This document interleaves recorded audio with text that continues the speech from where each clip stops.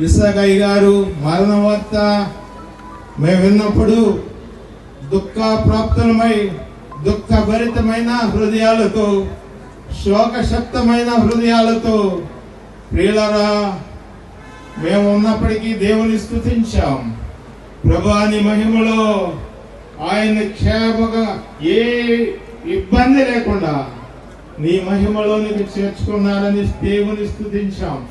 కాబట్టి ఈ భూస్థాపిత ఆదివారం పనికి ఇంట్లో ఉండి గుడికి రారు, దేవుని దీవెన పొందాలంటే యాడ మీరు పొందుతారండి, దేవుని దీవెన పొందాలంటే యాడ మీరు పొందుతారండి.